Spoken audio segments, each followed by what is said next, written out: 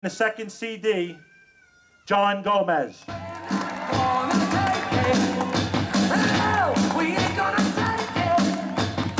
Here he comes.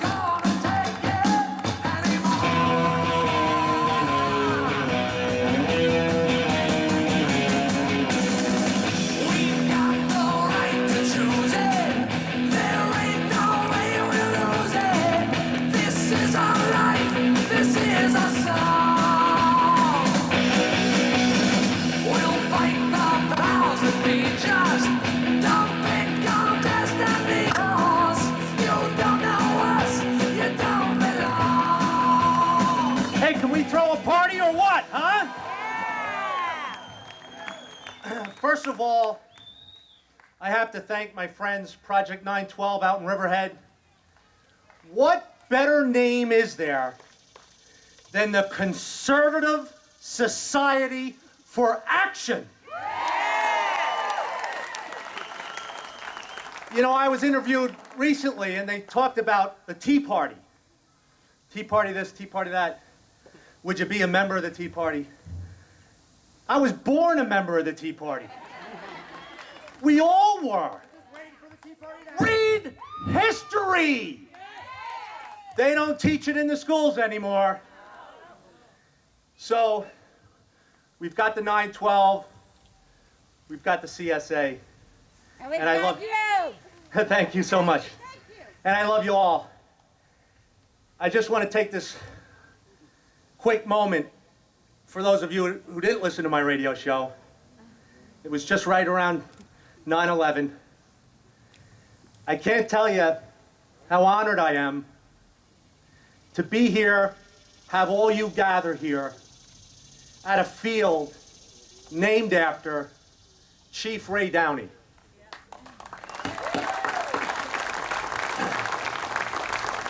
I never met him. I don't know him, I don't know his family, but I know his story.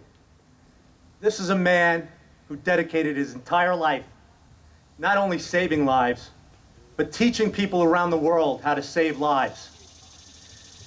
And I'm thinking to myself, is this all he got was a park? I'm thinking Route 231 should be named Chief Ray Downey Boulevard. And believe me, I don't like naming. I say every single parkway, building, take the political names off them. Yeah. It's just one of my gripes as a talk show host that always bug me. Because when your sons and your daughters are peeking out the windows in the back of your cars, they'll ask, they'll say, Mommy, Daddy, who is Chief Ray Downey? And they'll have to explain the story of how this country was hit, how this war on terrorism came. It didn't start on 9/11, but it came to our land here in America. And our loved ones right here on this field died and perished. And we can't forget it. The other side wants to call it an overseas contingency project.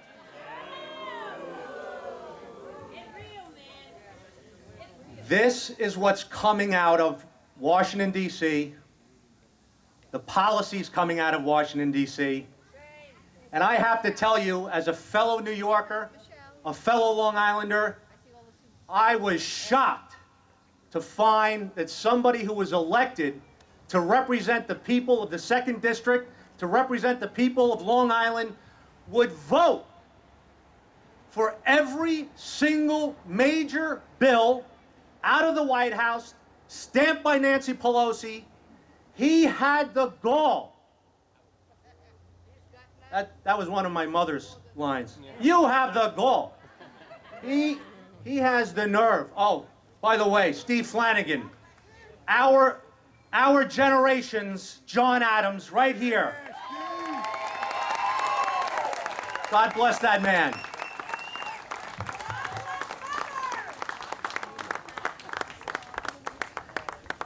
Now let me tell you something. One of the reasons that Steve Israel's time is up is because he's instrumental with what's happened to this state. He is the lead recruiter for the Democrat Party in changing Albany to Democrat leadership. We've got as a governor, state senate, state assembly.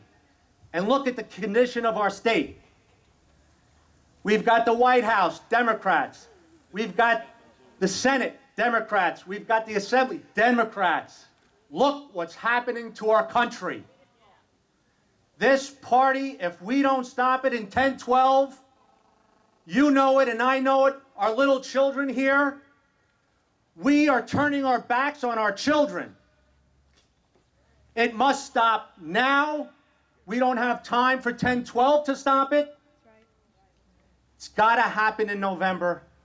As Tom Barraga said, though, it's going to take feet, a lot of handshakes. It's not just about the money. It's votes that get you elected. And we have to make sure the electorate votes. It's a disgrace. When I was on the air, looking at the percentage of people who are eligible to vote that actually vote, I was embarrassed. You're looking at maybe 28%, 30%. Let's get that percentage up. Let's get the conservative voice up.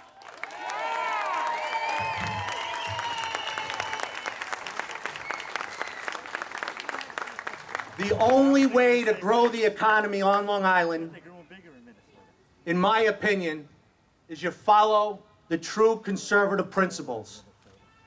Get the government out of our pocketbooks, out of our wallets, and off our back.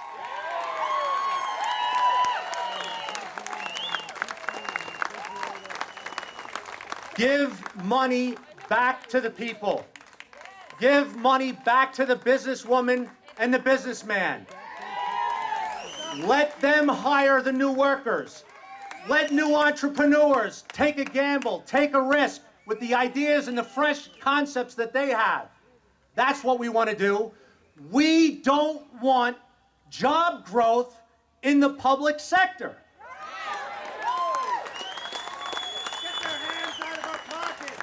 That's right.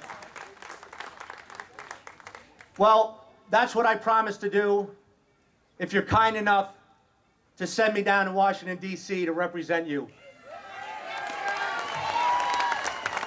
I promise you this. How I see it is, Steve Israel represents the Democrat Party, Nancy Pelosi, Harry Reid. That's his representation. That's who he works for.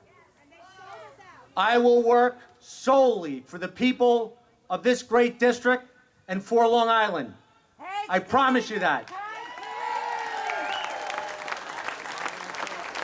I ask for your vote to become a public servant, not some idol. That's all I ask for. And with great honor and great pleasure, I want to introduce to you now a dear friend, Congressman Michele Bachmann,